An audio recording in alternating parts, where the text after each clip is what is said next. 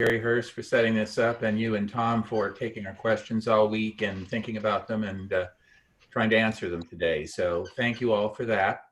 Also, if there's anybody out there that wants to take notes, do it, and I'll make sure they get posted. And thank you all for coming. And as Dan said, that basically what we're going to do is go through, I'm going to turn it over to Tom, and he can start going through the questions on the agenda, which you all should have. And then at the end of that, it's actually more, I think, accountability than it is Title III, but well, it's kind of the same thing for us in this particular setting. So Dan and Tom can answer our questions there. This meeting is set up for 4 hours. I think it's probably going to be more like 3, mostly probably Title I through 5. I should put it that way. So when anybody has any questions, you can either ask or you can put them. There's a chat feature on this. You can just put them over to the side, and Tom and Dan should be able to see those and then work through them. And then as we get back, I will kind of facilitate the end of the meeting, or if you have other questions. So that's kind of where we are.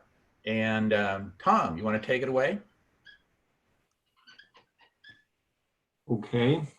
I kind of thought what I'd do is start with a couple of just observations about the situation right now.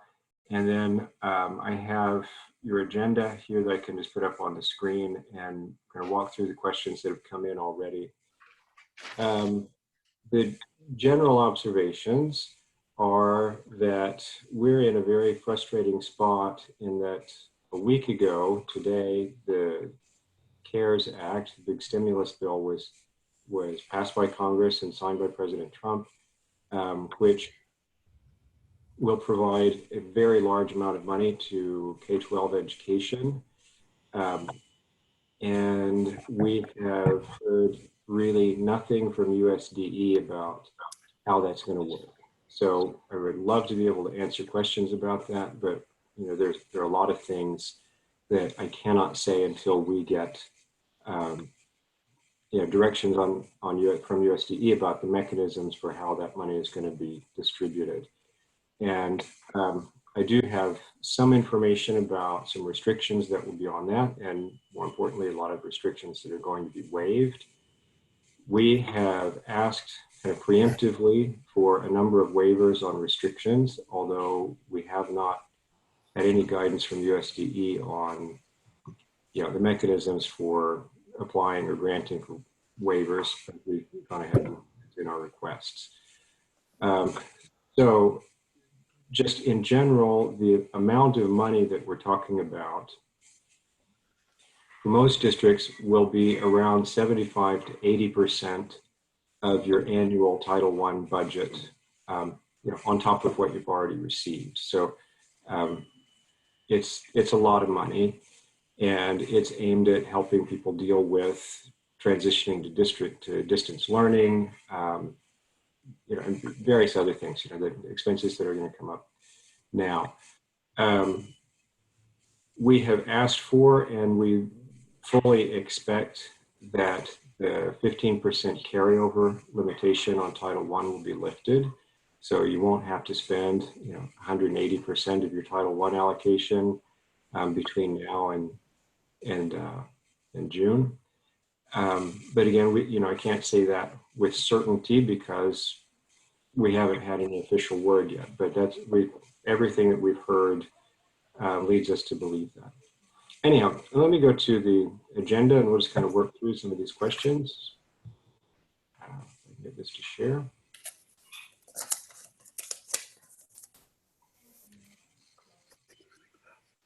Okay, guidance on time and effort requirements. This is linked to, I think, a couple of questions later on. A number of, excuse me, can you see the screen? Somebody said something. Yeah, I can see. Okay. With time and effort requirements, there are a number of employees, mainly paras and tutors, what we've had the most questions about, that we do hope they will continue to be paid. We hope they will continue to work. For paras, the districts will have to rethink what their role is in a distance model, but I'm confident you can think of things for people to do. Tutors also will almost certainly be tutoring online or through some kind of distance model, but I hope that they too continue to work. So as far as time and effort goes, you may have to modify your time and effort sheets to include something about online or distance learning. That would not have to be anything very elaborate. Just adding a box or a line on there would be okay. You'll also need to figure out some way to document time worked. So if this is online, maybe a screenshot of log in and log out, or a screenshot of tutoring session. There's some kind of mechanism for documenting the amount of time. This, again, doesn't have to be terribly elaborate, but I think for monitoring purposes, there needs to be some modification there. Will there be an OSDE federal programs webinar or Zoom meeting anytime soon? I would love to say yes right away. There will be as soon as we have some official word from USDE about how the rollout of all of this is going to work. Hey, Tom? Yes. Oh, I'm sorry. Sherry McMillan had a couple questions in the chat box regarding time and effort. Just want to kind of grab those before I move on too far forward. Okay. While I'm sharing the screen, I can't see the chat box. Okay. She had asked, will the stimulus money be only used for Title I sites? And you want to grab that one, and I'll shoot you. Okay. Okay. Again, I can't say officially because we have not had specific guidance on this, but it's my understanding that it's meant for all sites. There are a couple of provisions. One is to waive the 40% level for school-wide sites, allowing pretty much anyone to go targeted. And I believe then that there may also be a waiving of some supplement, not supplant limitations.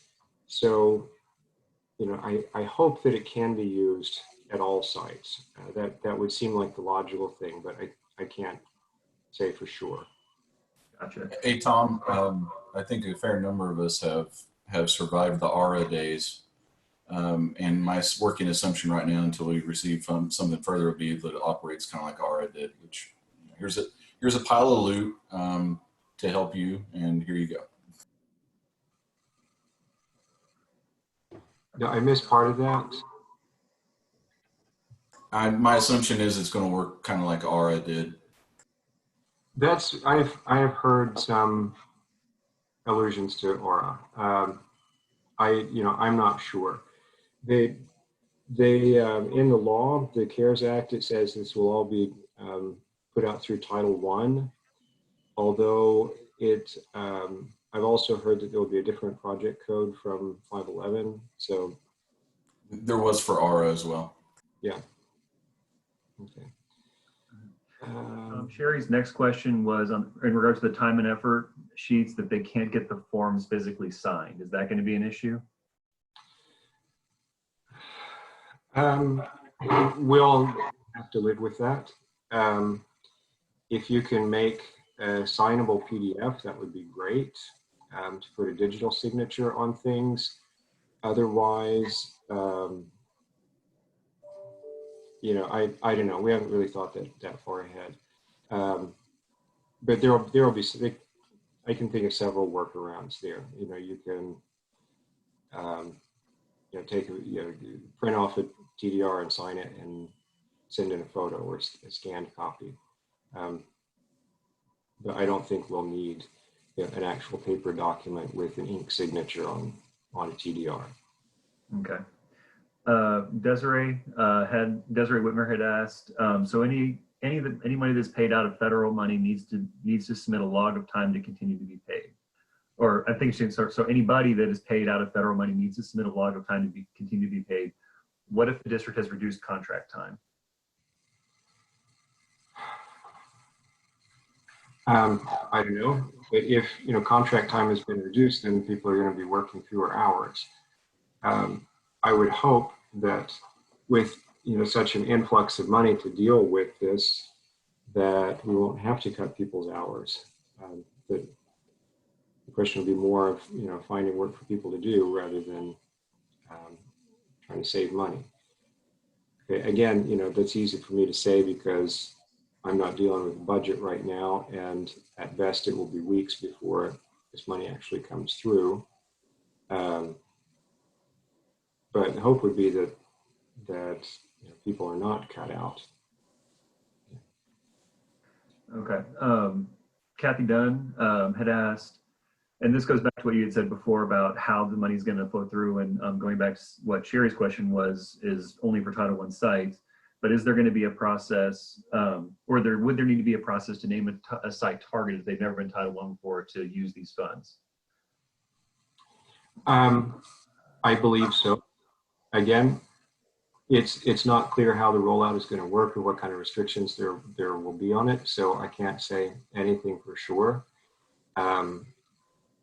But, you know, I think it's pretty safe to say that we will have to come up with a process for how the funds will be distributed, and we'll also have to come up with a process for documenting how they're used. And those are just are givens. Okay. And Julie, your question was more of like a group question. If you can hold that one until we're done with everything, we'll probably have enough time left in the overall block of time to discuss some of these things about what different districts are doing. Ruhl had asked on time and effort for paras. If a para is currently working 6.5 hours, is the expectation that the documentation reflect that amount of time? Yes. Okay, and again, what the paras are going to be doing, since they're not actually in a classroom, is really up to the district to decide how to use those people. But preparing materials, you know, working with teacher on evaluating materials, you know, I'm sure there are lots of areas where teachers could use some help, or even, you know, more generally with, you know, setting up a distance learning model. Okay. Use your imagination. Okay. I'm sure there are a lot of people who would like some help, and paras are available to do that. Moving forward, let's see, district number 3, district plans for distance learning. I'm going to leave that up to more general discussion. Number 4, federal funding can continue to be used when paying part-time non-benefited paras. Yes, we have to continue their employment. We need confirmation from OSD that federal funds can contribute, be utilized to salaries, distance learning opportunities. Okay, yes, you can continue. 4A, can we submit federally funded canceled airfare and registration expenditures in a claim and expect reimbursement when no one was able to attend? Yes, you can. If events are canceled because of the coronavirus, and there are a lot of those, then it falls under the category of extraordinary circumstances. You can submit the claim and federal funds will pay for those. Okay, the one caveat there is if an event was postponed and you are reimbursed for canceled airfare, you cannot then claim that airfare a second time if you want to go to the postponed thing. So if the event has been canceled, and you have to cancel your airfare, yes, you can claim those expenses. Can we provide virtual student counseling with an existing Title IV funded contract for mental health supports for our students? Yes, you can. Here, the way we see that is the same services are being provided. It's just a different medium because of the circumstances. So, the contract is being fulfilled, and you can continue with that contract, and you can pay for it with your Title IV funds that were budgeted. Hey, Tom. Yes. You had a couple of questions regarding travel. You want to hit those real quick? Want me to read them to you? Okay, let's see. I think I can. Yeah, I got it here. What if their airline offers a voucher? I said, it's tough to piano painters and stuff. On all that.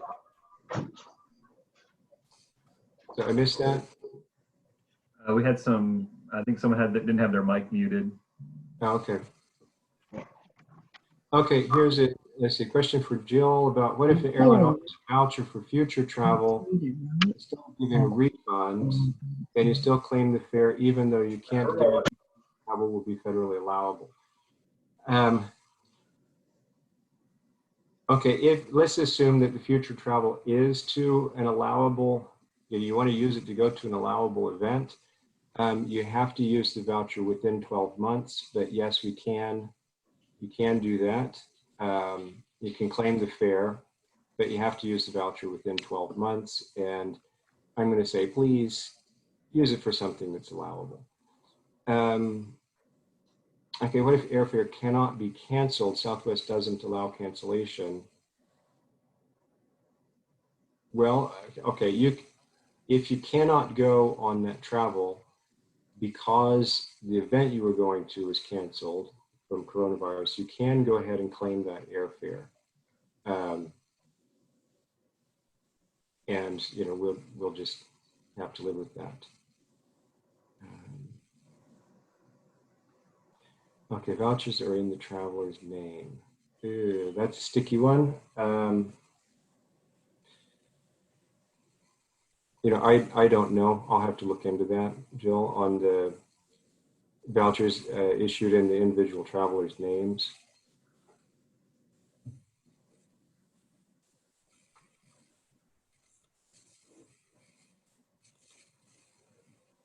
Okay, I'd like to move forward with these here. Number 5, Title I surveys we usually do in April. Do we still need to try and do these in some format this spring? Yes, to the extent possible, yes. Carryover, will the allowable amounts increase? Almost certainly, yes. One of the provisions of the CARES Act is that states can request a waiver to eliminate the 15% carryover limitation in Title I. We have not had any guidance about the mechanism for requesting that waiver. We have sent in a request anyhow, and we foresee, since that's in the law, that will happen. So the 15% carryover limitation on Title I should go away for FY20. We're not sure if that's something that will carry over, will recur in FY21 or not, but certainly for FY20, that's what we expect. Number 7, new Title I plan format. Will we still be doing this? Yes, we are still planning on moving forward with that. The templates are out. They're on the Title I page of the federal programs webpage on the website. How do sites document virtual or Zoom school-wide plan meetings required to create new school plans? No sign-in sheets. I think a screenshot would be a good way to do that. Just a screenshot of people participating, or perhaps, not sure if you can do this on Zoom, but on some of the other programs, you can get a list of participants on the side. Just get a screenshot of that. I think would be a fine way to document. There was an email went out yesterday, the federal programs newsletter, with a series of dates for trainings on the school-wide and targeted plans. I realize some of the dates set for those trainings are not most useful, but we may have some recorded modules that will go up sooner than that, that'll be available. Okay, number 8 is kind of going back to airfare. Reserved airline tickets for 4 people for conferences that were canceled by the vendor. Airline tickets are non-refundable. You can go ahead and claim those. What are next steps if we're unable to send these people to another conference later in the year? Okay, well, you can go ahead and claim the tickets and the registration, and any unused funds will have to carry over.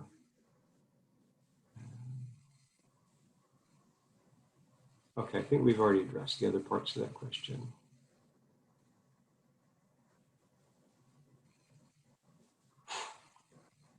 Okay, is the flexibility waivers, carryover maintenance of effort, can all of these be explained? Okay. Again, we're back to what I said before. We have not heard the mechanism for doing this, but currently there's a limit of 15% of the amount of Title I funds that you can carry over from year to year. That is, if you have not spent, say, 20% of your allocation at the end of the year, you lose 5% of it because you can only roll over 15% from one year to the next. So the waiver would be to eliminate that limitation. So even if you have half of your allocation left over at the end of the year, you can roll that over into FY21 and spend it in FY21. The issue here is that with so many events being canceled, so many things being canceled, some districts are unable to spend money that they had budgeted and are worried about losing it if they can't carry it over to the next year. Another part of that is that with the influx of money from the stimulus bill, that's a lot of money to spend between now and the end of June, and some districts may have trouble spending all of that. So if we eliminate the carryover limitation, unspent portion would roll over into FY21, and you have an extra year to spend it. Maintenance of effort, again, same thing. You're required to spend is 90% of what you spent last year to maintain programs that you have. And again, with all of the cancellations and closures for a quarter of the year, that might be difficult.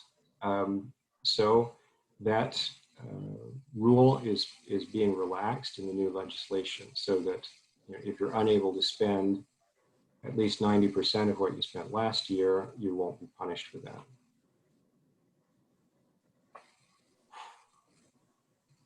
Okay, number 10, I think this came from Rex. I recognize. Yeah, you've pretty much already answered that. So. Okay. Okay, limitations for school-wide programs. This again, same caveat. We haven't heard any specific instructions, but apparently they're going to waive the 40% rule for going school-wide. I'm not sure, but I believe schools will be allowed to go from targeted to school-wide this late in the year. And there's, you may be able to extend it to all of your sites rather than just currently the Title I sites. Maintenance of effort, we mentioned carryover waiver. Okay, Title IV needs assessment. There is talk of waiving that. I don't know whether as a state we will waive that or not. Why not?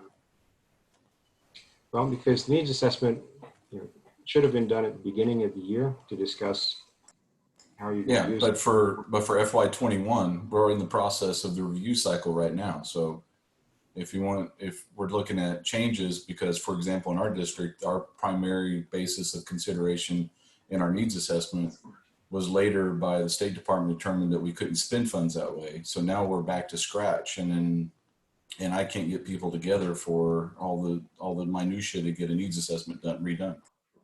I would also add that districts are busting their butts to try and get stuff done, and any possible flexibility that the state could get, I think there'd be a revolt from superintendents if the state didn't go for it. I mean, I'm facing a lot of pressure myself to make things happen that I currently can't make happen, that I could make happen with this new money and the new rules. Well, I'll tell you what, this is something that's still under discussion about whether to request that or not, and I will be sure to extend your considerations. Thanks, Tom. And that next bullet is equally important, especially in consideration that the cap on the amount of funds that can be used for infrastructure, technology infrastructure. So the spending limitations waiver would be really useful for districts as well. Tom, I would also say that in listening to Superintendent Hoffmeister, every time we have a call, the teachers are really trying to do the we're nowhere close to distance learning and infrastructure. That is taking nowadays virtual Zoom. I have 14-hour Zoom today. And so saying that, you know, with the saying this and you have this, stay in your home, but we still want parents to go in and touch paper and do this and that. I think there's going to need to be some consideration that parents, they're our lowest paying employees. They may not have the opportunity for virtual. They may not be able to do Zoom. We don't send our parents home with a laptop. We are teachers. I think there's going to need to be some consideration in how we document their time and effort, because they're not going to be on a Zoom call by the district. And so some additional guidance on that to help reduce some frustration is going to be needed, or school districts are just going to make it up.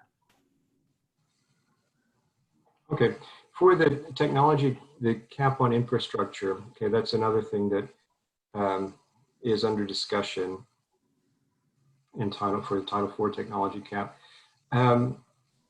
Whether that's lifted or not, one thing you can do is transfer Title IV money into Title I, where you have much more flexibility on how to spend it. Doesn't help non-Title I schools.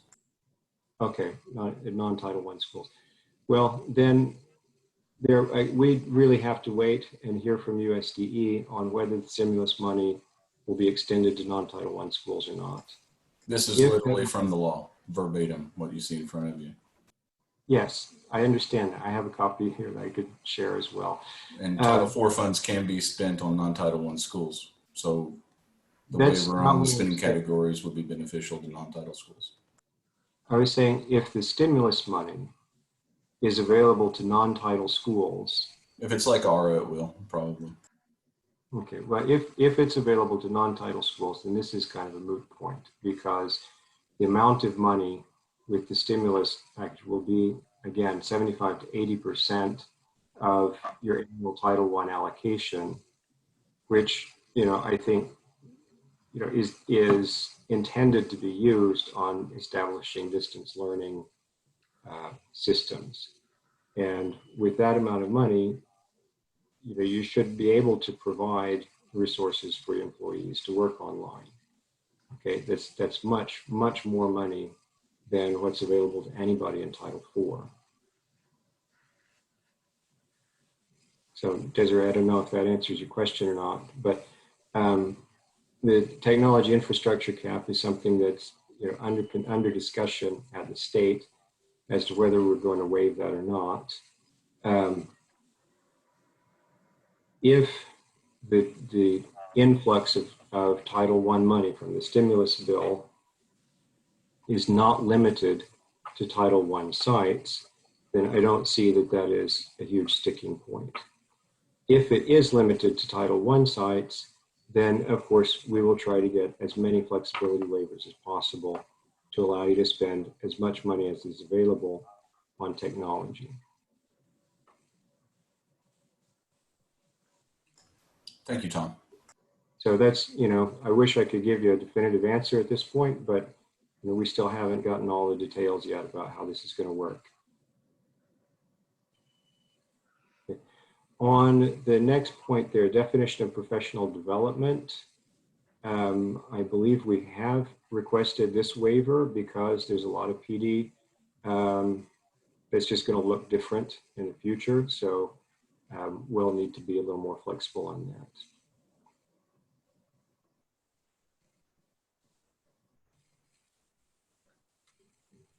Okay, then the rest here is just a description.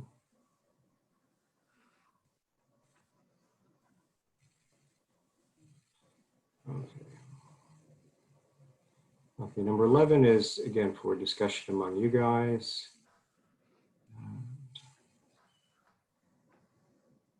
Okay, number 12, I wasn't directly involved in this, but I can say something about this. The reallocation of funds, that was not our decision to do that. That came from USDE. And they sent a couple of people out and met with Nancy for 2 or 3 days to work on allocations. And that's where that came from. I know some districts lost and some districts gained with the allocations, but those are USD formula, and I'm not going to try to get in there too much. Discussion of district plans. Okay, I think this again is for you guys to discuss.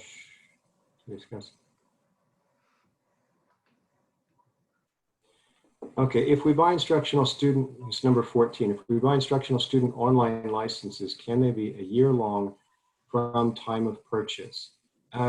This is an element of Oklahoma law that you cannot cross fiscal years. So unless the state legislature changes that, no, you can't do that. As far as I know, practically all vendors are willing to issue 2 invoices if you're going to cross fiscal years. So 1 invoice that goes until June 30th and 1 invoice that goes from July 1st to cover a full year. It's kind of a clunky workaround, but many districts have done that. And I don't know of any vendors that have just flat out refused to do that.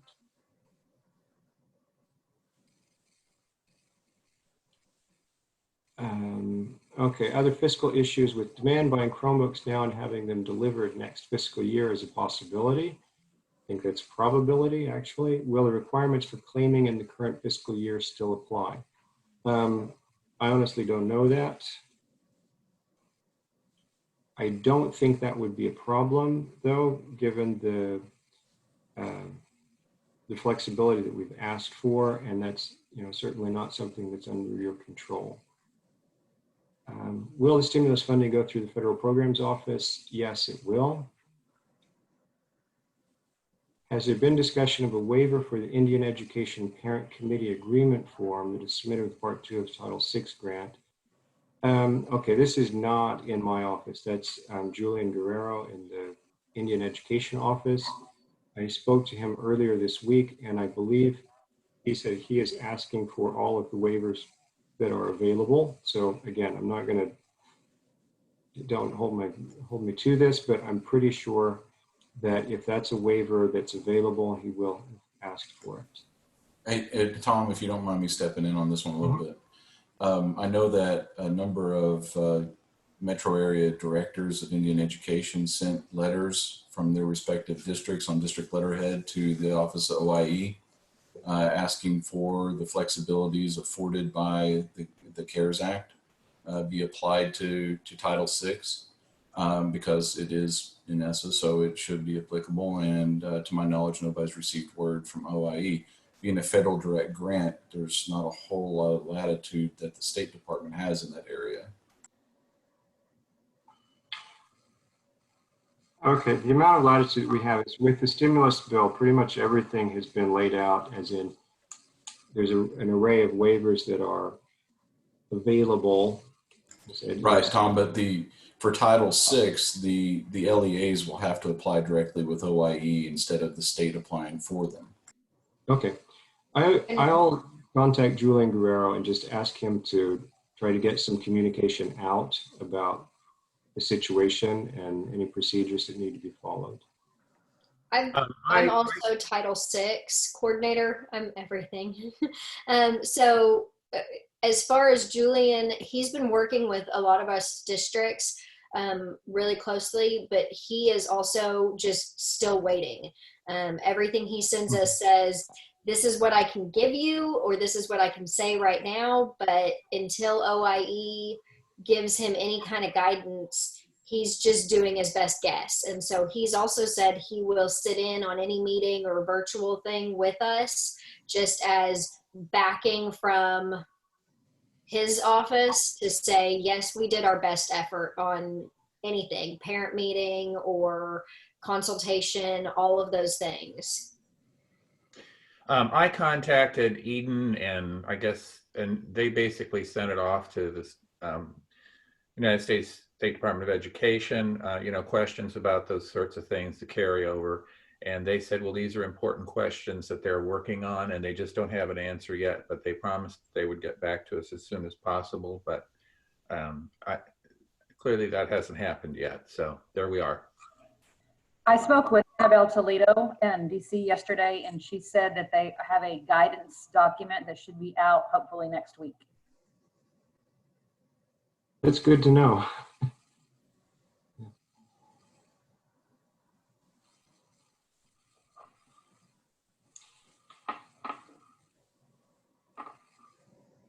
Okay, I'm going to move on here through these. Number 18, can you confirm if this regards current expenditure funds, forthcoming stimulus funds, or both?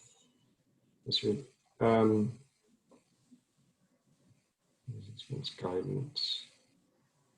Okay, OMB guidance, I think this is a document that came out just about 10 days ago regarding mainly paying federally funded salaries. That was directed to heads of federal agencies and is not legally binding at this point. So that was sent to USDE, and we are waiting for that to be formulated into USDE guidance for us. As I understand it, that would regard current expenditures and forthcoming stimulus. So it would regard both of them. But again, that has to be articulated by USDE, and so far we have not heard anything. Okay, Title I equitable participation requirements apply to K-12 funding. So the stimulus money, I think this is about stimulus money and whether non-public schools will be eligible to receive a share under the equitable share rules, and yes, they can.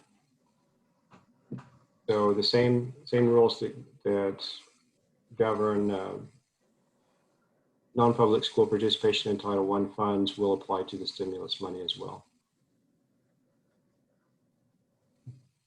Will they require another consultation? Again, I don't know for sure, but I would imagine so. Will districts be required to submit a plan for spending of the COVID money?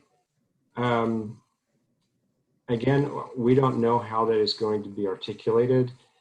I would imagine something will have to be submitted at the very least, an application or an amendment to the consolidated application.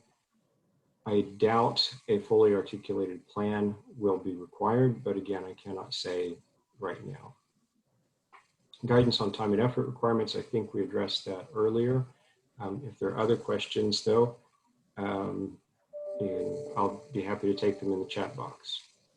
And since we're going into Title III, which I'm going to hand over to Dan because my voice is not. If there are other questions, put them in the chat box. I'd be happy to chime in later on. Okay. Yeah, that's a good idea. Tom's been talking for 40 minutes now. So if you have a question that was not answered, if we go ahead, I'll go ahead and put, we'll start actually, Rick had asked a question about using stimulus funds to purchase hotspots.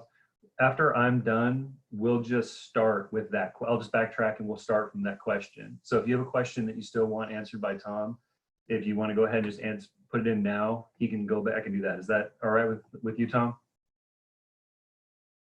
All right, sounds good. All right. So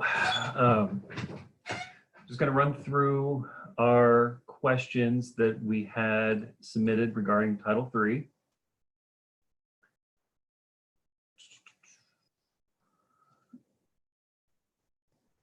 All right, so the first one was, would you mind adding to the agenda a question on WIDA testing? If a student already completed their testing before we let out, will their test be scored? And the answer to that is a resounding yes. All right, all WIDA access assessments from this year will be scored, although the data correction window and the final score report delivery dates are now pending due to the safety concerns regarding the final ship date for paper materials. So basically what had happened, we had our original WIDA test, our pre-valid, our data validation, pre-data validation and post-validation windows are all predicated on one final ship date that DRC can know, okay, at this point, we'll have, you know, that's as much materials we're going to get. We can be confident that that's everything, or at least most things, and we can move forward. Since we had, you know, talked about doing the 4/17 ship date in last week's webinar, we had gotten some district feedback on that, that many districts weren't comfortable with sending staff into the buildings to get materials sent off. So we went ahead and released guidance earlier this week that said that now our ship date is open-ended. And given the fact that that ship date is open-ended means that DRC can't calculate how long it's going to take to get things scored.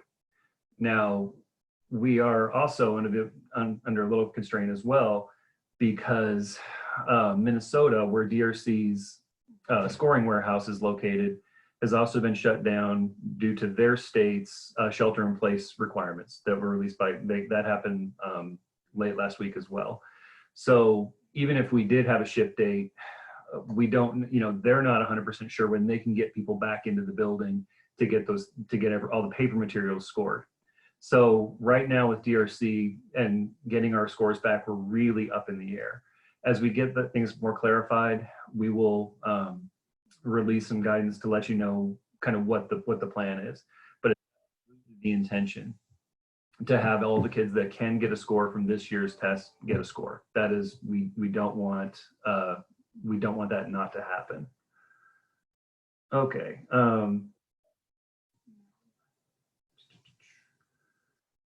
Okay, and Janet went ahead and asked questions. It's better to go ahead and ship what we have ready or wait.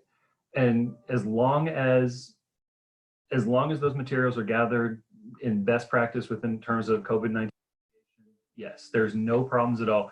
DRC is still accepting materials. So if you have stuff, there's nothing, you know, prohibiting you from shipping them. We're just saying that you're not required to ship them by any specific date at this point in time. But if you have them ready, if you're comfortable, if your staff are comfortable going in and doing it, if they're doing this in terms of best practice, in terms of, you know, personal protection, absolutely, go ahead and send. All right, if there's any further questions, and just like Tom, if there's any additional questions, feel free to go ahead and put them in the chat box and I can go ahead and address them either as I see them or at the very end. No big deal. All right, next question. If they did test and demonstrate proficiency, does it still count? Will they still be able to move out of EL status? All right, yes. All right, and yeah, students will be able to exit EL status if they demonstrated proficiency on the 2019-2020 Access Assessment. But please note that these scores will most likely not yet be available at the outset of the 2021 year. So students that may ultimately be proficient may start the year as identified ELs. So just, and this kind of goes back to the first question.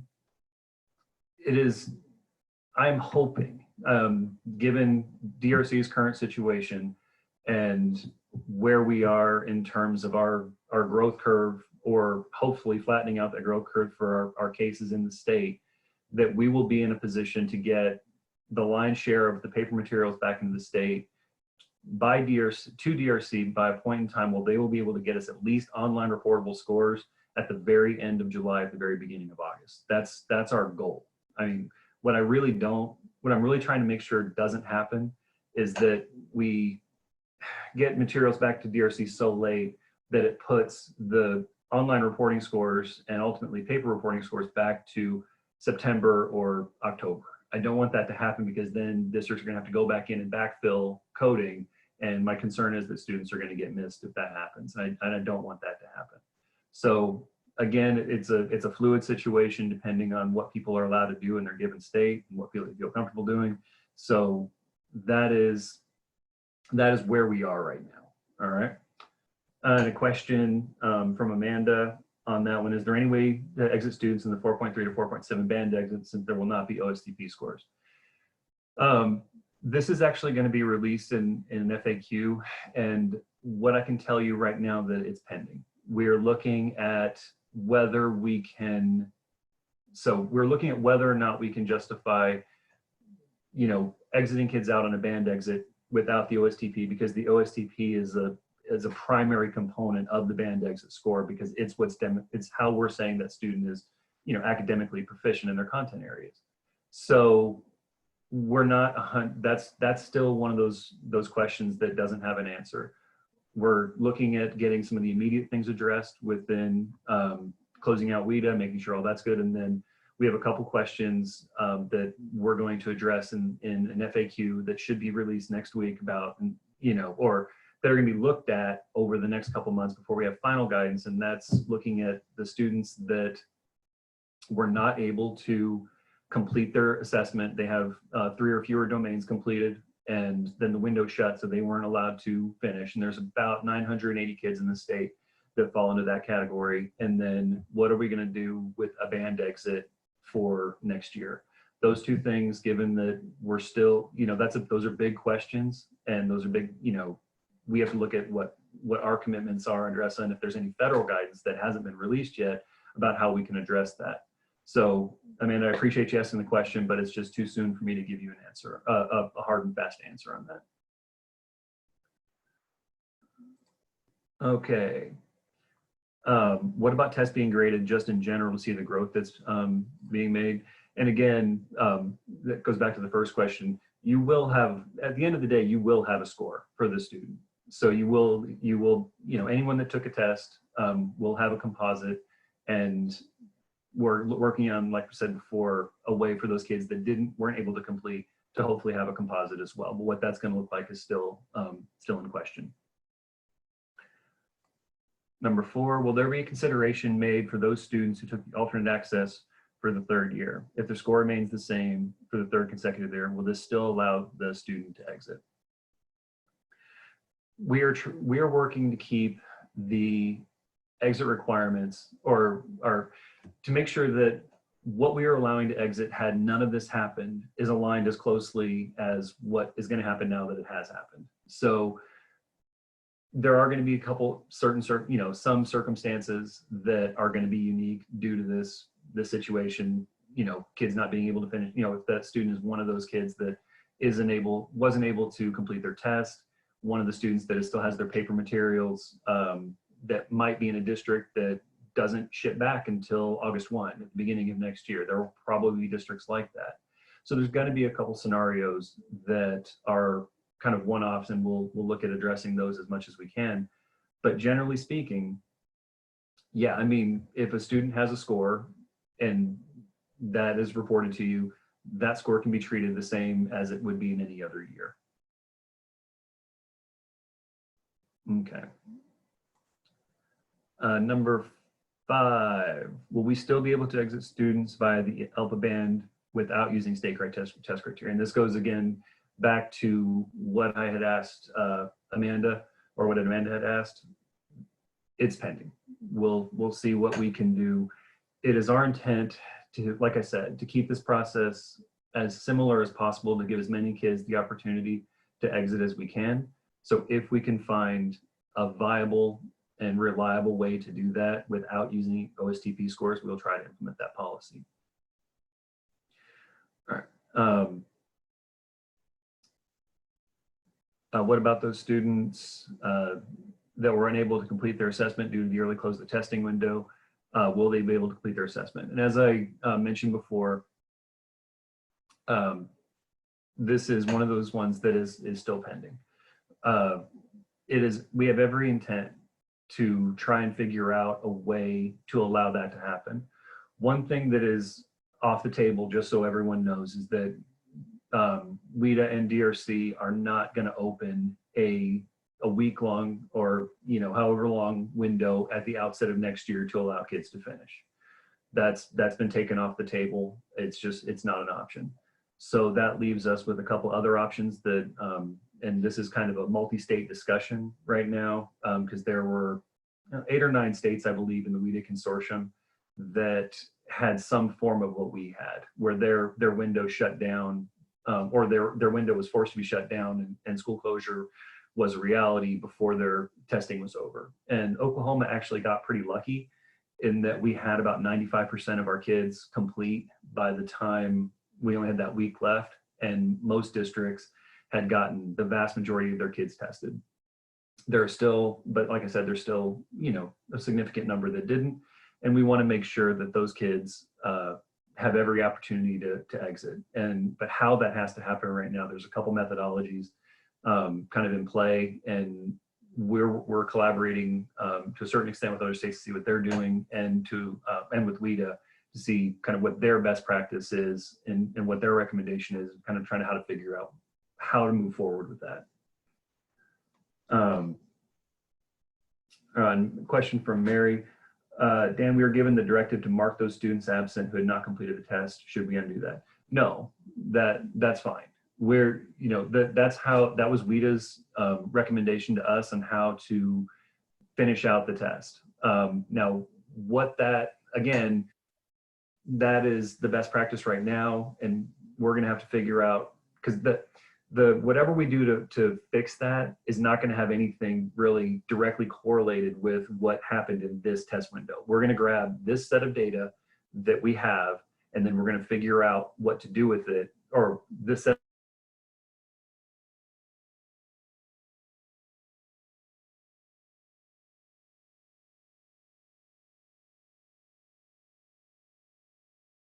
Can we, you know, we have different options on that point. So if they were marked absent over here in this, in the 2019, 2020, you know, in their domains for here, it doesn't matter. It's not going to affect anything about how we. Oh, Kristen said that you lost me for a few. I'm sorry. Was that just Kristen, or? Okay. Apparently I'm cutting out. Did anyone need me to go back and address a specific question? Oh, okay. I do apologize. If I need to go back and address anything specific, go ahead and please put it in the chat box, and I can go ahead and talk about it again.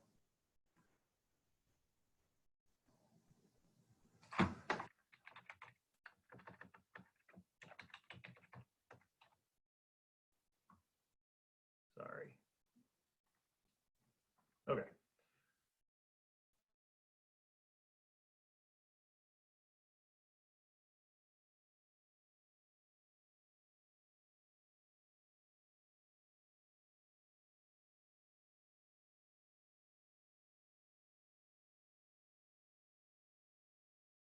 Because I believe it's more of Title III compliance question, and determining what documentation might be needed for a Title III supplemental after-school activities, and kind of during this time.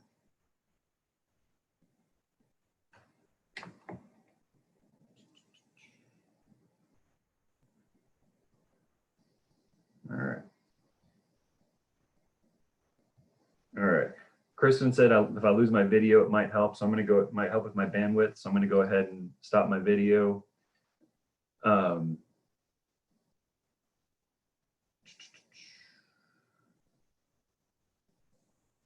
Okay. Tom, did you hear my last question on that one? Oh, you're still muted.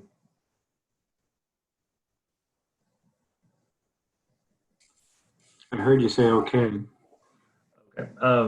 The question was, if we have school programs that help EL students and parents, and we can do the meetings and instructions online, what kind of documentation would you need? And I think that this is just a question regarding any kind of Title III compliance documentation that would be for supplemental after-school activities for parent and family and for student services. Yeah, well, I think that's, you know, it's like all sorts of other documentation that we're going to run into, you know, from here on out. We're going to have to be flexible in what we accept. And I would ask LEAs to, you know, make a good faith effort to have some reasonable documentation. So again, if you have meetings like this one, a screenshot showing participation,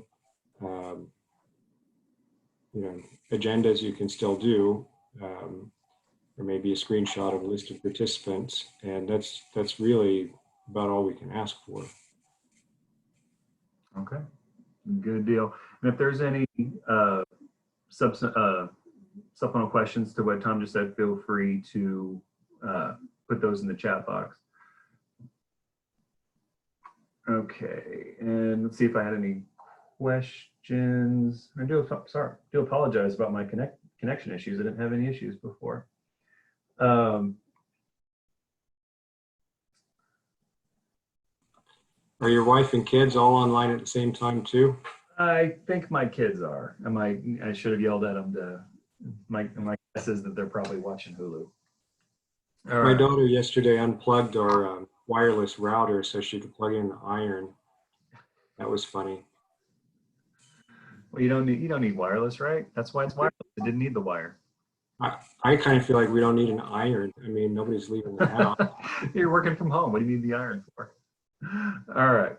So in light of the removal of the report card and 2020 access scores, is it still necessary to complete the medical exemption documentation for students who are unable to take the access for medical reasons?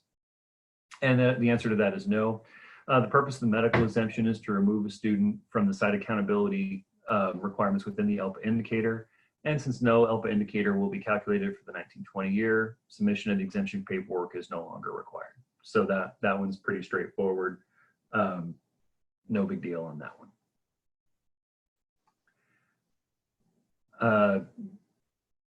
We had one kindergartner not take any of the domains of the kindergarten test. No label was put on the booklet.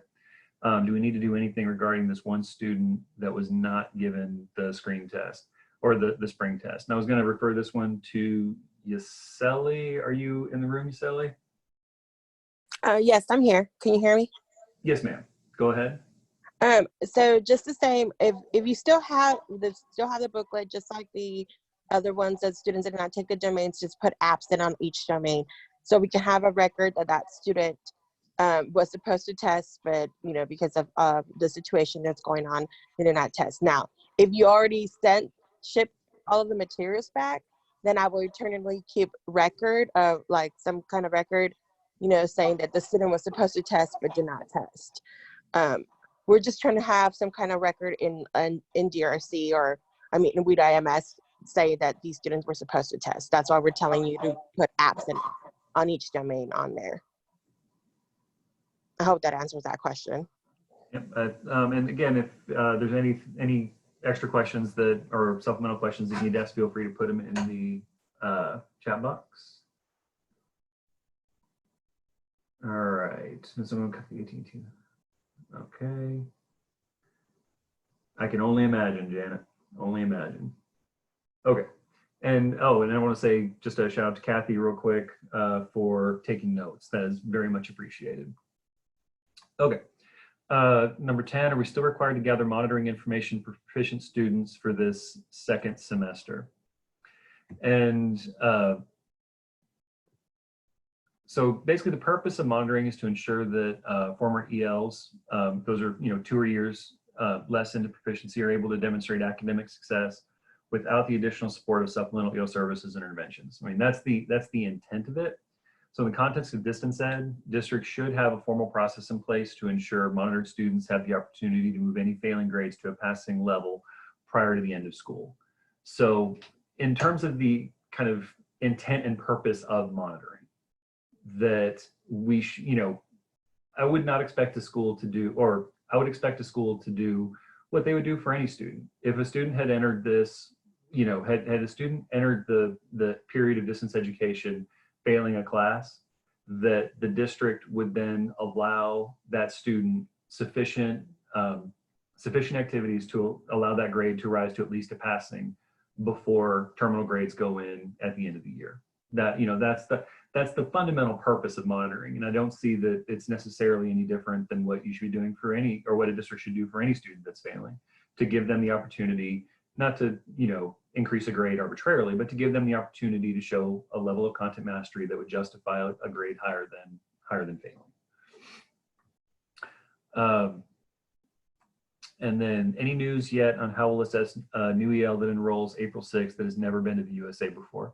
For the never been in the US part, I think is kind of arbitrary. It's the same identification procedure that you use for any new potential EL that's going to enroll after April 6th. So this has actually been a pretty big national discussion about how best to do this in a distance learning environment.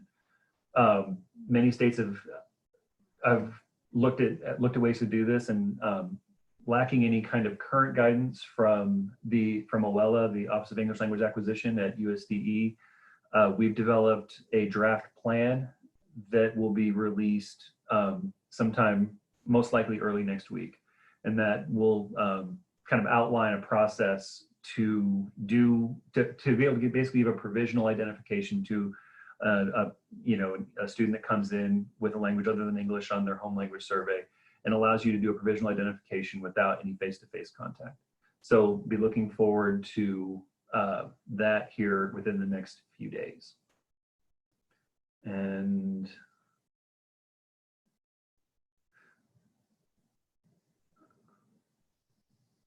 okay, and that's not a question. And then the last question is, when will the federal programs FAQ that Dan referenced in the EL Zoom meeting last Friday be available? And I think that is a question for Tom, or I'm not 100% sure about exactly what that question is referring to. Tom, do you want to chime in on that one? Can you repeat the question? Yeah, the last question is, when will the federal programs FAQ that Dan referenced in the EL Zoom meeting last week or last Friday be available? Is that something that you had? Well, that's a good question. Gloria and I made an FAQ document last week, about 10 days ago at this point, and have been updating it regularly. At the last Joint Federal Programs meeting, Monty suggested, well, why don't you hold off a couple of days on putting that up, because with passage of the stimulus bill, a lot of the answers to the questions will change. So right now we're waiting until we get, concrete guidance from USDE, and then we will update that very quickly and have it up. So I would say within a day or two of when we get any guidance from USDE, that'll be up. I don't know when that will be. Okay, sounds good. I don't believe that I had any additional questions, so I'm going to pass it back to Tom to start answering some of those extra Title I questions or federal programs questions you might have had. If something else does come up, or something occurs, feel free to put it in the chat box, and I'm still here and we have plenty of time left. So no big deal at all. And so Tom, I'll refer you back to Rick's question. Can we use stimulus funds to purchase hotspots? Okay, yes, stimulus funds can be used to buy hotspots. I think the main intent of the stimulus funds is to help address the current crisis and in preparedness for something similar in the future. So all things related to getting people up and running for distance learning would meet the intents there. We expect that most people will want to spend their money or even rebudget leftover Title I money right now. I did also want to suggest something that came up in the most recent Joint Federal Programs meeting, and that is Levi Patrick in curriculum was talking about an increased need for perhaps counseling services, and suggested using any unspent Title IV money on community health projects, and said, that to be sure to tell people that if you have any questions about what that would look like or how it might work, to reach out to him. That's Levi Patrick in curriculum, or Sonia Johnson in school support.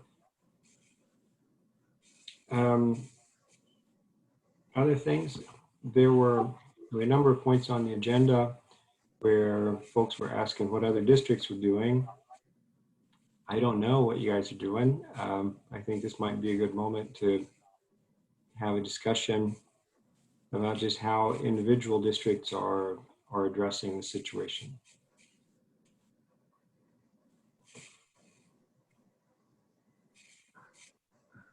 Tom, you had a couple questions at the very bottom of the chat box about, I think Earl had one, and At the bottom of the agenda? yeah, or no, at the bottom of the chat box. Okay. Regarding RLIS.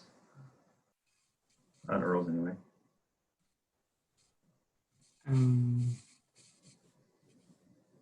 Do we know if the return of RLS money is official yet? No, we don't. There was a memo, I believe, from Senator Langford, and USDE has informally said something about that, but we have not heard anything official.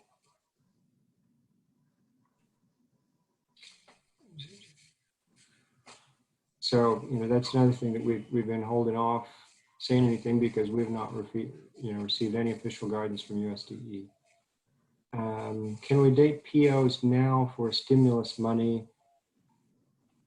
I would hesitate to do that because we don't know what the allocations are going to be yet. Okay, where will we find the FAQ just referenced, and where will we find these Zoom recorded meetings? Okay, as far as the FAQ, that will go up on the federal programs page on the OSDE website. There is currently a general FAQ document on the OSDE website, but it's not specific to federal programs. Best resource to purchase hotspots, I don't know. That's, I think, for everybody. Do we need an approved rebudget before we spend COVID purchases? Yes, if you're moving money, if you're transferring money, this is prior to the arrival of stimulus funds. If you're transferring money from one title to another, or you're rebudgeting money, that should be in an amended consolidated application. All of our reviewers are working from home and do have the ability to approve applications and amendments and claims right now. So please, do keep those things going. Will immigrant funds be carried over? I don't know yet. I have not heard anything about Title III carryover, any changes to Title III carryover restrictions. So I would not expect that. We might be pleasantly surprised, but I don't think so. I'd just like to go ahead and add in too regarding the FAQ that I referenced. As soon as the final wording is approved, we will send it out through the EL listserv and also post a copy to the ELPA WIDA page as well. It'll be in the same FAQ section that the EL FAQ is located in. All right. So I think we've kind of come to the end of just questions directly for Tom and I. So if I can pass it back over to Earl, if you guys, we can take as much time as you want to kind of address any, questions that districts might have had for each other. And if anything comes out of that, I think Tom and I'll both be here to, kind of answer whatever, kind of address the question. Two last questions here that I wanted to address. One of them is from Sherry McMillan. It says, if hotspots, laptops, Chromebooks cannot be found as the need is great, will those funds be carried over until we can make those purchases? Yes. That is, one waiver that I think it's clear that will be granted is to waive the 15% limitation on Title I. So if you're purchasing those out of Title I, yes, you will be able to carry that over. The stimulus money will be distributed through Title I also, and that will be, you can carry that over to the next year. Okay, and then there's one about the governor's announcement that all support personnel be paid through the end of the current school year. How does this affect those paid through title funds? Again, this is from the OMB memo. We expect all support personnel salaries to be paid with federal funds that may require modification to time and effort sheets, but they will be paid with title funds. You can keep paying people with title funds. Okay, that's I think all that regarding me. So I'm going to go mute. Okay, I'm sorry, just answer the question. Dan, can you please clarify one more time about the expectations for former EL monitoring this spring? Yeah, so really we're looking at this as a best practice, all right? That, the district is still fulfilling the intent and purpose of ensuring that students that are former ELs and are not being, or that are no longer have that supplemental layer of, support that comes with being an EL are still showing academic success in the classroom. And how we're looking at this within the context of distance education is if that student ended with, or kind of moved into distance education and was failing one or more classes, that the district identify that and provide that student an opportunity to raise that grade to a passing level prior to terminal grades being entered come May. That's what the expectation is. Does that make sense?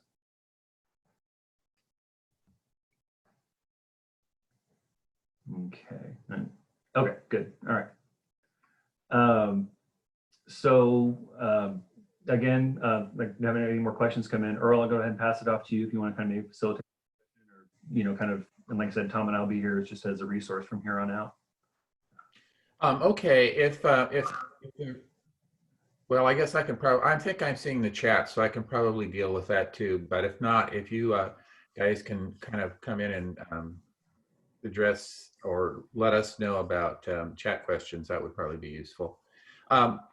Basically, there was a number of, in the agenda, there's a bunch of comments about what people are doing for instruction right now.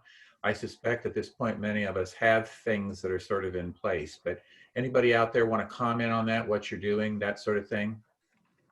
For both just general Title I, but also, I mean, school-wide, and then if there's specifics for EL or Title I, that too.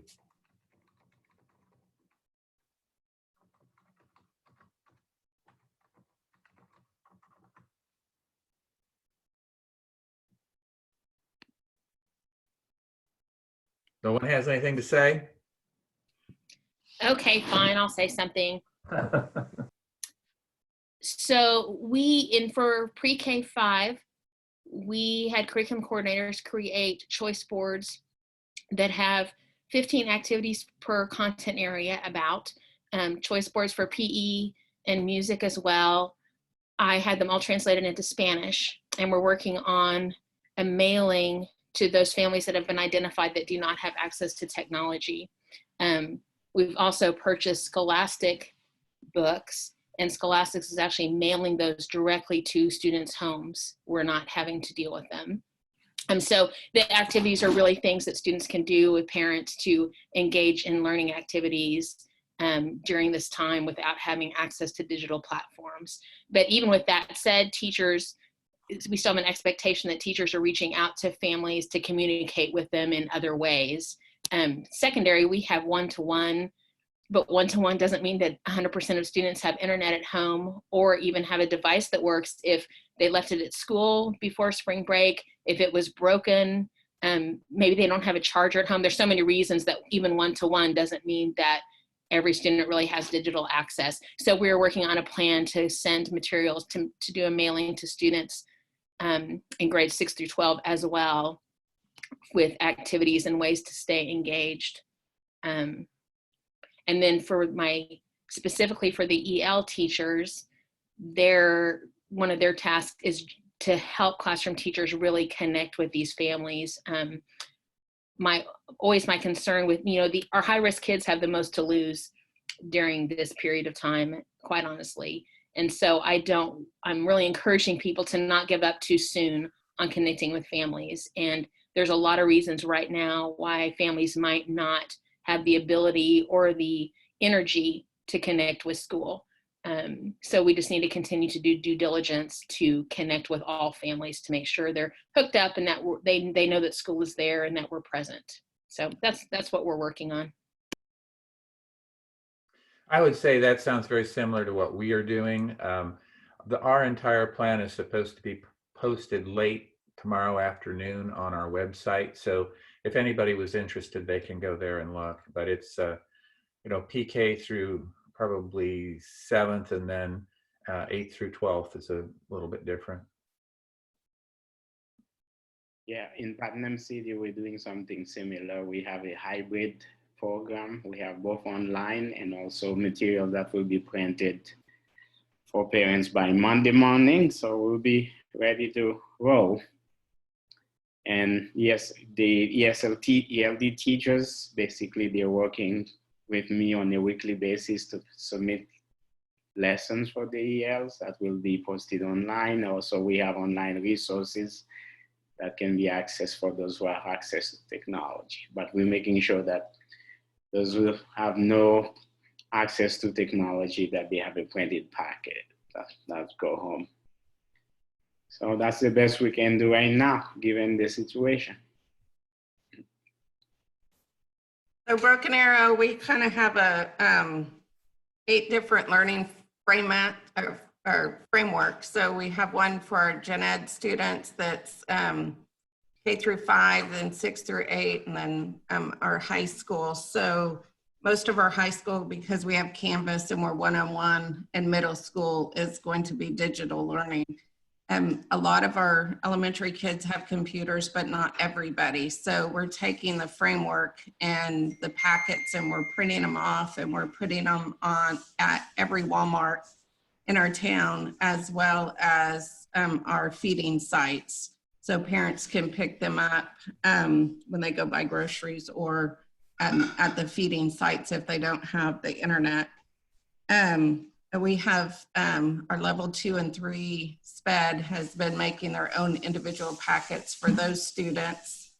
We created a time where we're meeting with our kids for EL kids every day. So we have like kindergarten at a specific time, then first grade at a specific time for all our newcomers. And so we're sending links individually. We won't be posting them on our webpage because of we don't want anything hacked. And parents can join in with several of our teachers. And then we're also going to have story time. So all of our title teachers and assistants will be doing story time. And so we have that set up, and we have multiple dates for that throughout the week. So it will be the same way, only our BA parents will receive those links. So they can join in on story time with our assistants and our title teachers. As well, we did all our pre-K teachers, not all of them, but some of them are doing story times, and our assistants are doing story times as well for pre-K. So we're gonna have a vast majority of story time all day long, so parents can jump on whenever they want to. We just sent out a 4-page counseling newsletter that has tons of links and support for counseling, giving them information about their therapists that they may already have, their school therapists, as well as their school counselors. So they can hyperlink and click into that. And then we changed all our phone systems at our school sites to go directly to our counselors at home. So anybody can connect with a counselor at any time. And then we're gonna have a Tiger Tails, our therapy dogs. We're gonna have sessions every Friday with our kids, with our Tiger Tails, our dogs. So that will be kind of fun. And then we also put a bunch of extra resources. So we have a tab for gifted kids and what they can do beyond the curriculum. We have a tab for like AP, someone's calling me. For our AP, what they can do. There'll be, I can't remember. We have a separate one for EL, so they can click in and see the instructional times that they're having. And then we have, I'm trying to think what else we have on there. Resources for parents on there, as well as we have a tab for virtual field trips and a tab for the OETA. So the website will just kind of be filled with information, but the main framework curriculum will be under their grade level. So we're encouraging them to do the main framework first, and then there's all these extra things. And some of them's just to keep them busy because both parents are working from home. And so they might want to jump on OETA, or they might want to jump on a resource. We also did Imagine Learning and Math for our whole district as well. So every student in our district will have Imagine Learning and Math.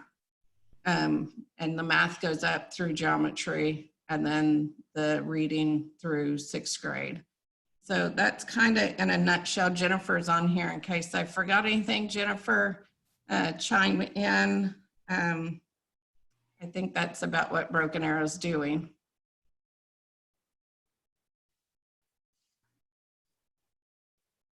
Anyone else? In Tulsa, we're doing something similar to what all the other districts are doing, but for ELD support in particular, the ELD coordinator team has designed Canvas courses that the kids can go into, and the ELD teachers can either work through Zoom lessons or something like that with the kids. And then, of course, we have the meal pickup sites like everyone else, and then our distance learning site is just went live today. So there are different resources for parents on how to do distance learning, recommendations on times and things like that. And then for students who might not have access to technology, we're also creating at-home packets, and TPS will be using its channel to do daily read alouds as well. So those are just some of the things that we'll be doing to help kids.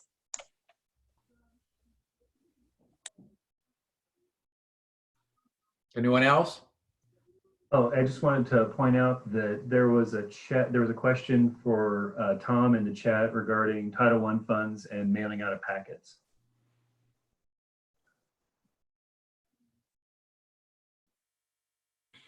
Yeah, I will have to look into that. I believe that is allowable. I don't see why it wouldn't be, and especially in these these circumstances. But I will have to look into that and to be able to give you a definite answer. If that's something you're interested in, would you send me the question at my email address? That's thomas.kirk@sde.ok.gov, and I'll get back to you on that, hopefully within the day.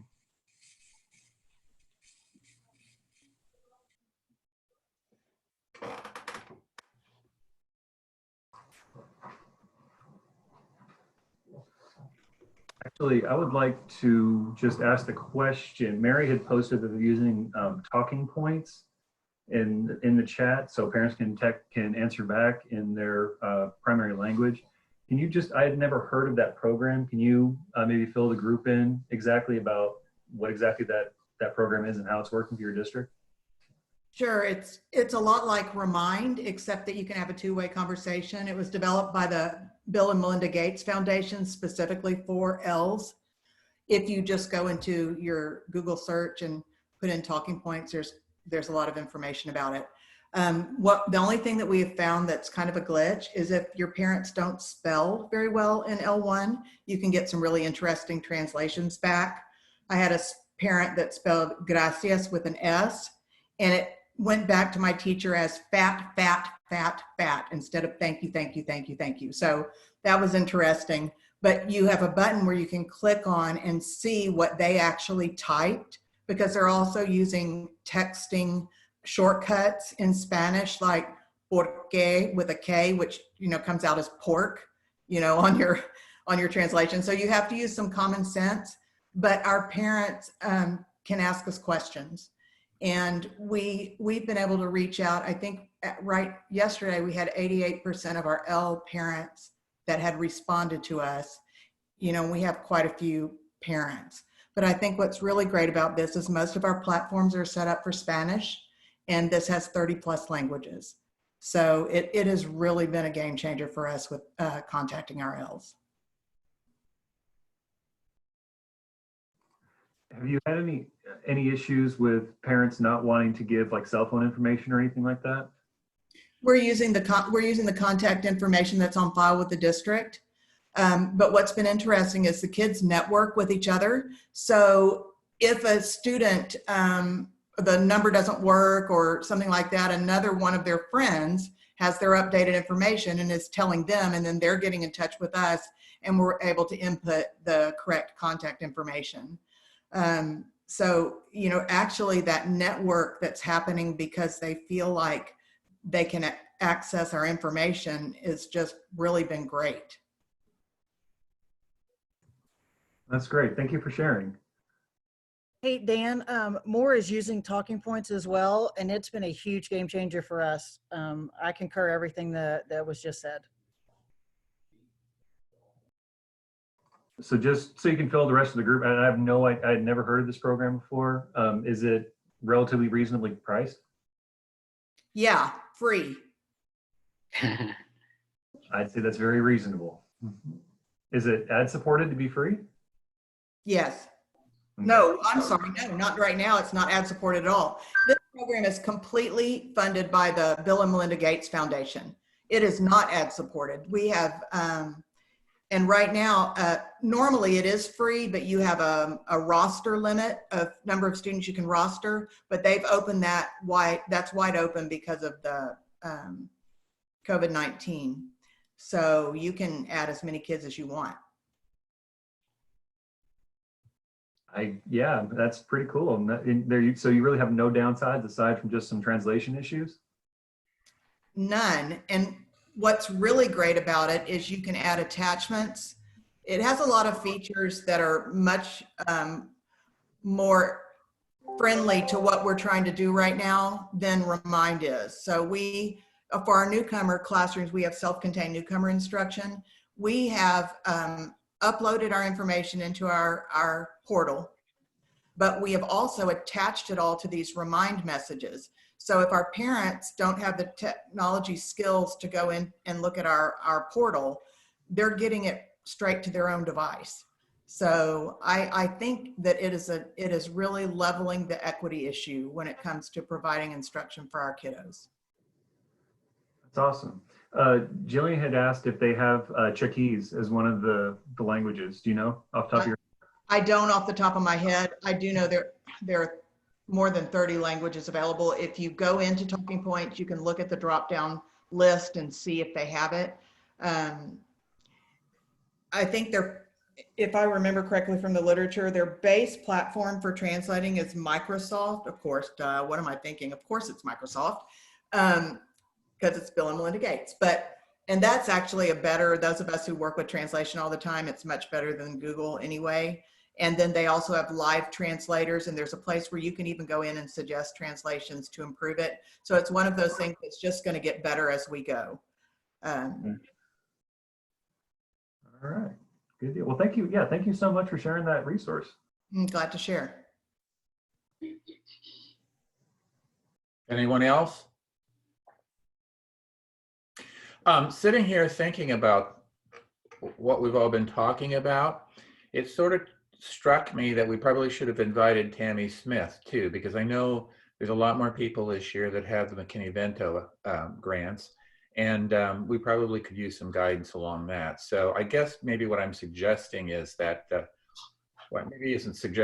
I was hoping maybe Tom and Dan, maybe you can talk to her and maybe something can be sponsored along those lines, because I'm sure that there's a number of us that would kind of like to talk about homeless students and funding and how we're reaching out to that group too.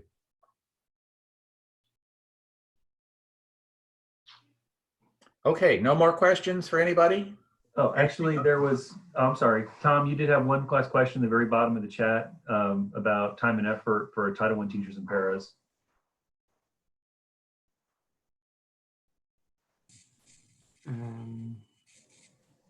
Okay, yeah, there's one about time and effort, which I answered privately in the chat.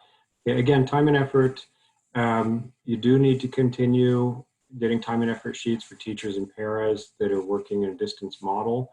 You may need to modify your time and effort sheets. Doesn't have to be elaborate, but just something about online or distance work, and find some way of documenting what they're doing. That can be log in and log out data, it could be screenshots, something, be creative.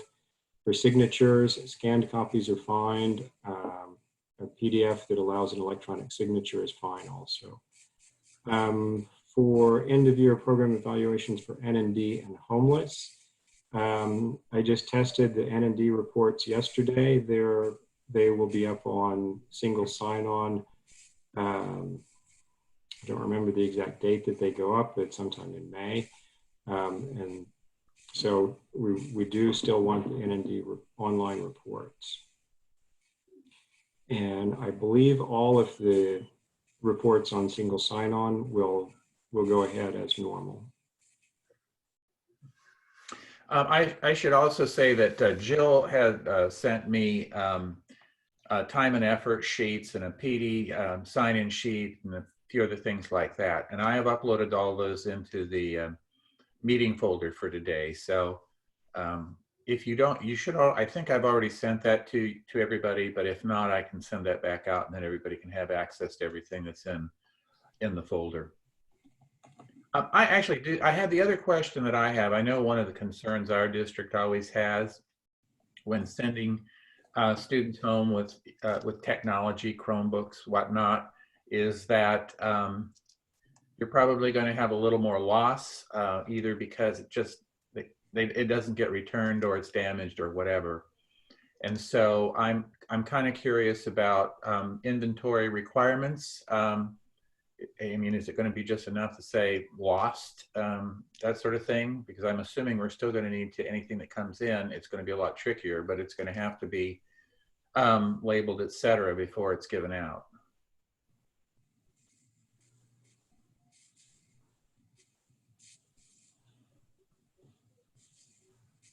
Any thoughts, Tom? I'm sorry, I was answering an email while we were talking there. About Okay, you want me to repeat that? Yes, please.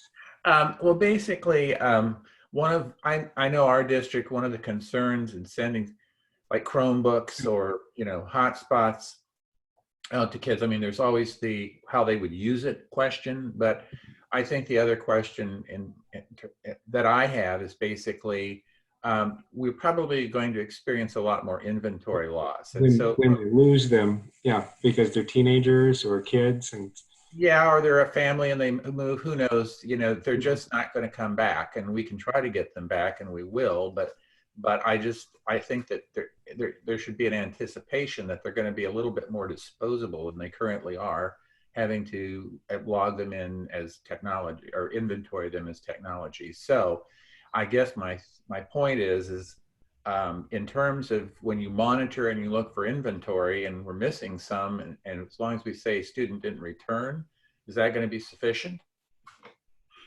Well, I think it would have to be, just as long as you keep track of everything on inventory, and if something gets lost or damaged, reported as lost or damaged. This is something we really haven't dealt with very much. Just having 2 kids in Norman schools who have computers that were issued by the schools that they bring home, maybe Rex could answer to that and see how they've dealt with that, because I know I have some friends whose kids are in school who have lost or damaged their devices. I don't know, Rex, are you still listening? His videos. Yes, I'm here. Okay. How do you all deal with lost or damaged technology, since you allow kids to take everything home? Before things go home, parents and students have to sign off on technology agreements, that the expectations there, and Tom will probably remember doing this when his kids enrolled. There's a list of expectations there. One of those is that you keep the device in as good a shape as you can. Of course, things happen. So there's another expectation that when a device is damaged or lost or stolen, that it's reported immediately. Then my assumption is that people in the technology services office either file a police report if they think it's stolen, or take care of it otherwise. At the end of the day, there is a concern that things are going to get lost, stolen, or broken. But to paraphrase someone I've looked up to in my professional career, that's the cost of doing business.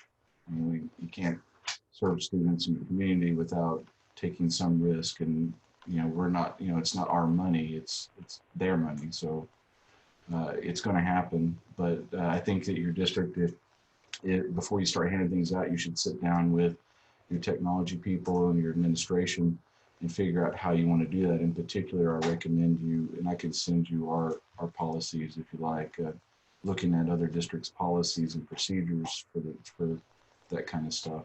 Also, talk to your technology folks. We have a technology inventorying system called CASE that is all done electronically. And other districts, I'm sure, have those as well. So you may already have mechanisms in place to track your inventory. But yeah, there's a number of considerations. I'd be happy to talk to you later about it all.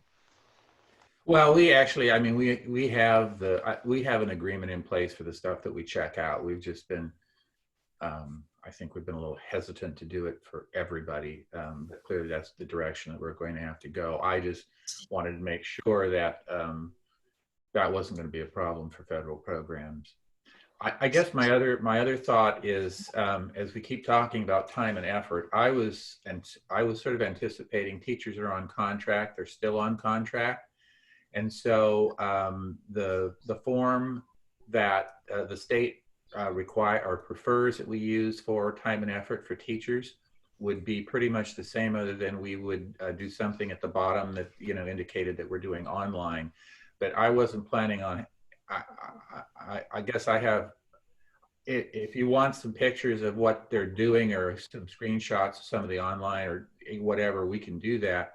I would really hate to make them account for every second of their time. I get now that you're going to require that of the paras, but for certified teachers, I mean, I'm not sure how that would work. But I get it. Okay, so is that okay? Or I mean, what are... Tom, I have a question on that. We have a teacher expectation document that we have for our teachers and our support employees of starting Monday. This is what we are expecting our teachers to do. That includes office hours, contacting kids, and so forth. Would it be okay if we just put that language on the time and effort, and then an assurance statement that the people that are indicated by signature of their supervisor, these expectations for time and effort? I think that would be acceptable.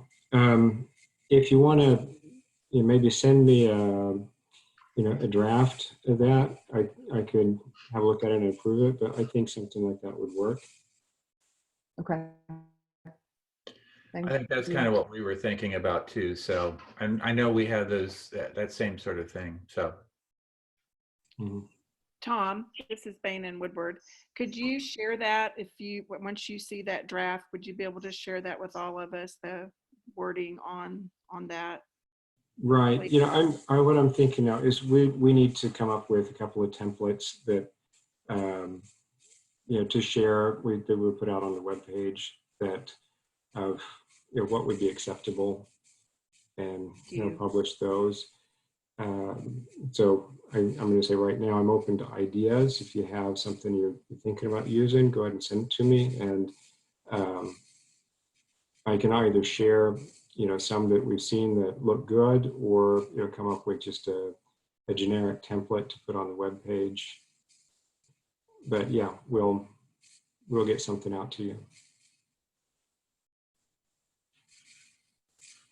Hey, Tom, you have a couple questions just kind of rolled in while you were talking about, looks like time and effort questions too.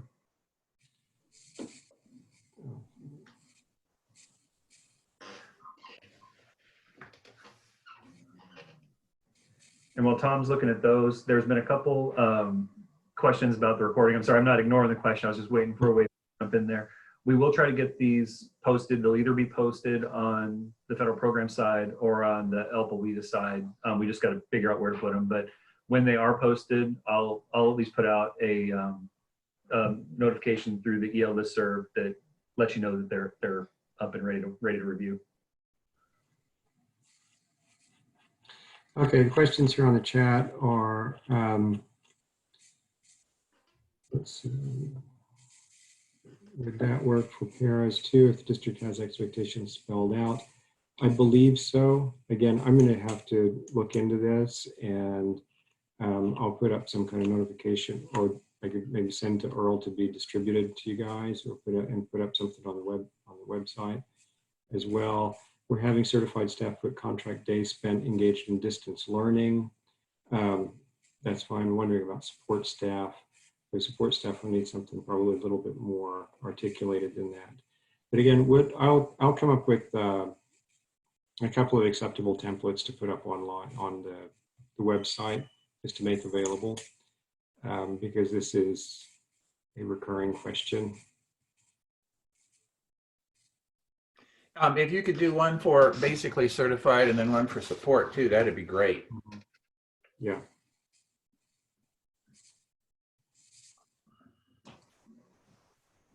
Anybody have any other questions, thoughts, comments?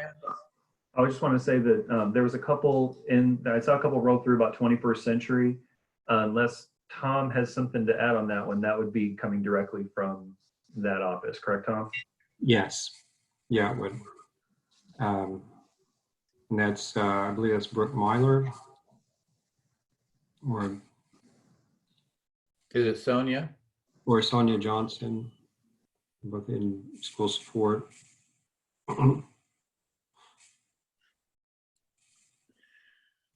Okay, just since I think we're pretty much at the end, I'm not quite sure when I know we're not having a meeting in May, and yeah, of course we're hoping that you all are able to put together some more Zoom meetings for us when the time comes. I guess maybe what we should close with is just if any of you have had some really great moments of great experience. I mean, something that is enlightening is inspiring. I think everybody would appreciate having it, because everybody has worked extraordinarily hard to get these plans up in 2 weeks, and there a lot of extra time has been put in. So if anybody has some moment that was really a bright spot, might be a good time to share some of that before we leave.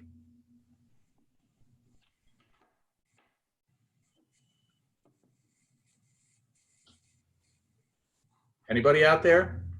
And I'd just like to say that, I was amazed at how the educational community just came around so quickly to meet the families and the kids where they're currently going to be, especially what I've witnessed in my district with the curriculum folks, and how quickly they put together parent resources that went live today, and how, how filled out that information is for parents to use with their kids at home is just incredible.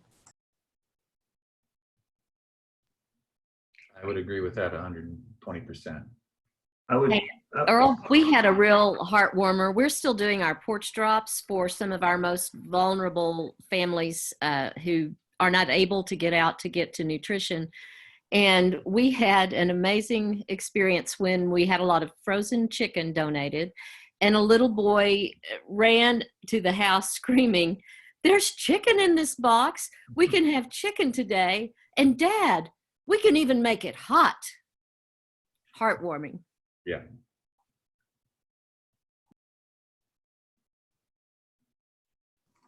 And I would just like to say, from my personal view on the entire thing, is that I've been very, very, very impressed with the level of commitment and desire that everyone, the conversation that I've kind of been part of with people at the district level, kind of one-on-one, has never been like, we can't do that, for a reason that wasn't realistic. All the feedback that I've gotten has been, we understand why you want to do things, but we're putting all our effort right here, right now. And so it's not saying we can't do that just for the sake of not doing it. It's saying that we need some time to do these things first, because that's where we really want to serve kids. And that has been universal in every single district that I've talked to. And I've just been so impressed and amazed that everyone has just looked at the situation and said, right, we're all in, and let's make sure these kids, maintain a level of educational service for the rest of this year.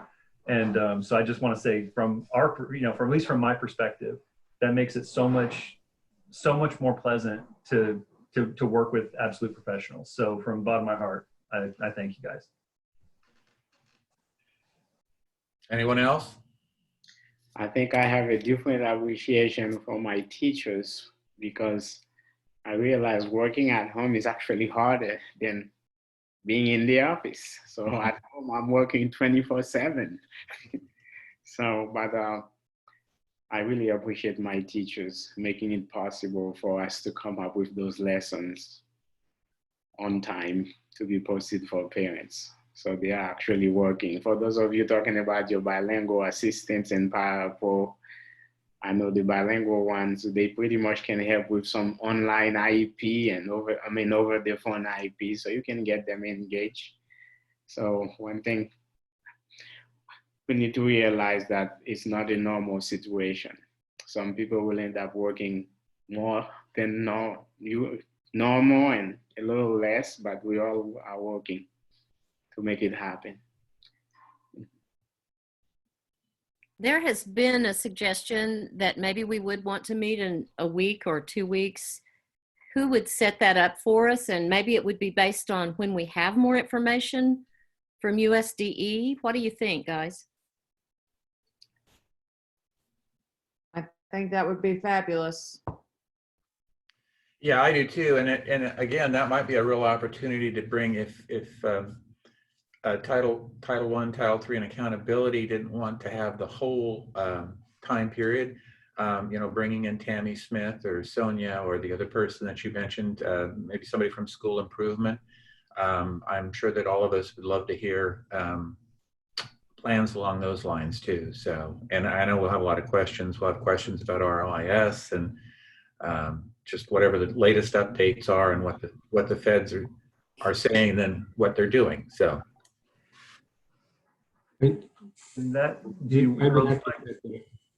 Oh, sorry, Tom, go ahead. I said I'd be happy to set that up, or I'm sure Dan would either. I mean, we can go through Gary at the State Department again. And I think it'd be pretty easy to get Tammy on the line. And probably either Sonia or Brooke too. Tom, Yeah. should we do weekly? And if we don't have much, just kind of touch base and get off the line. And then when USDE gives us guidance, we'll have another lengthy one, I'm sure. I think the thing that would make most sense would be as soon as we hear something from USDE and can give you some concrete answers, I'll get in touch with Earl and he can send out an announcement on the mailing list and we'll set something up right away. Okay. And Earl, it would probably be a good idea to keep maybe a running tally, just, kind of like an expanded Google Doc of like the one you did for this one, but just with all different topics on it. So, here's your general Title I questions, general Title II, whatever, EL questions, and just so we can have maybe a repository of those questions. And then, as they, maybe as they build, we can set up a webinar that, maybe gets more people involved, something like that. No promises or anything, but I mean, that might be a way for at least get us an idea of what, what people are needing to know. Well, I could set up a Google sheet that I share with everybody plus the State Department. And then basically, if you have questions, instead of coming to me directly, you would just simply add them into that and then make sure you share it out when you do, or at least share it with the State Department so that they know what the questions are. Probably better if you share it out with all of us, because any questions that anybody has are likely to, cause some of us, we may be able to even answer our own questions. Somebody else may be able to. But I guess the other thing is that when you have a question, sometimes that causes other people to have questions along that same line. So I can set up a Google Doc within that folder. I don't promise I get it done today, but I can get something in there and then I can share it out with everybody. And then either you two can go ahead and add comments in there if you want directly, or if we have enough of them, we can save them up for a weekly meeting or whatever the next guidance time comes along, something along those lines. Does that sound reasonable to everybody?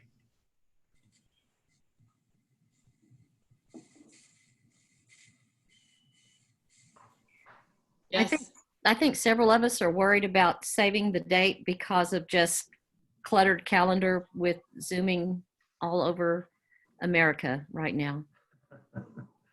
I kind of tend to agree with that. I think it's, if you know, we're getting all kinds of Zoom meetings and other meetings that are getting scheduled. And so if we have a time blocked off, that might be, it might actually work better, even if there was nothing, even if it was short. Okay, so the general consensus in the chat is that April 17th would be, it's 2 weeks from now. Does that work for everybody?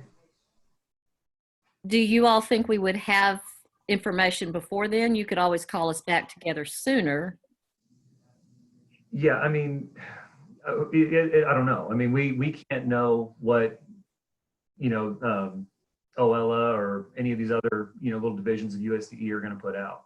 So, we're kind of we're at their mercy as much as you're at our mercy sometimes, Okay. I'm not sure if the RSA meeting will still take place on that day, but originally there was an RSA meeting on the 17th. What time is that meeting, do you know?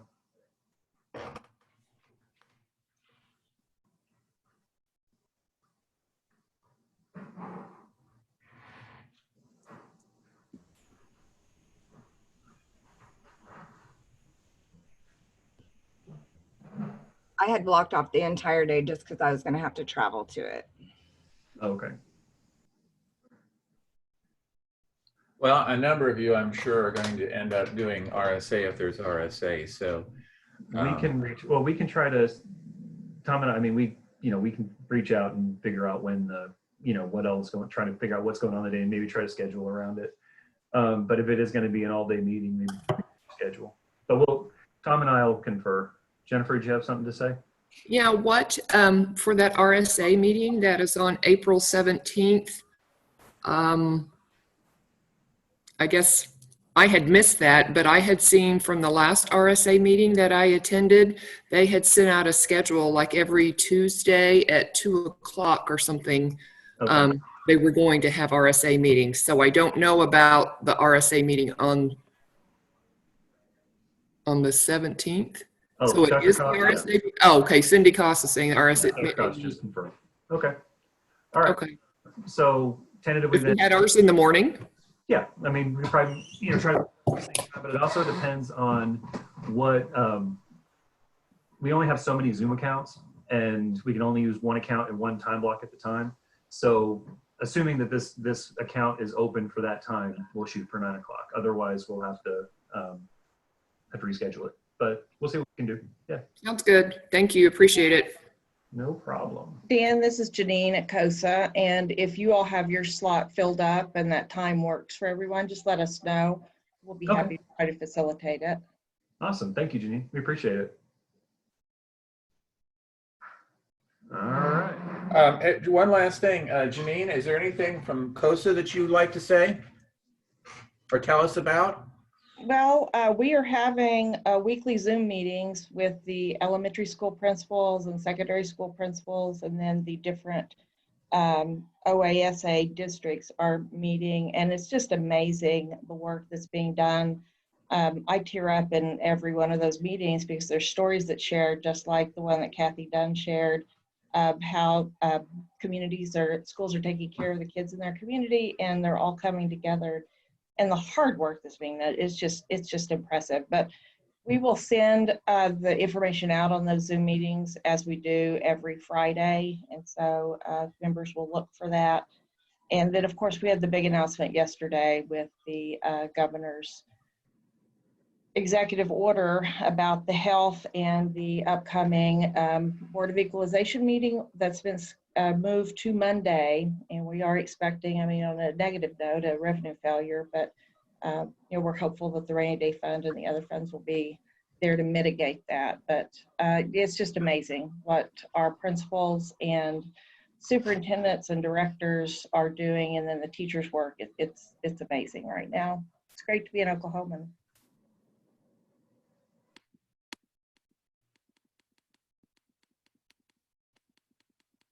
All right, anything else? Any other comments, thoughts? Okay, well, with that, I think we're done, and thank you everybody for participating and sponsoring and everything else. So thanks again. Take care. Thanks, everyone. Take care. All right, appreciate it. Y'all take care and stay safe. Thank you. Thank you all. Thank you. Stay safe. Have a great week.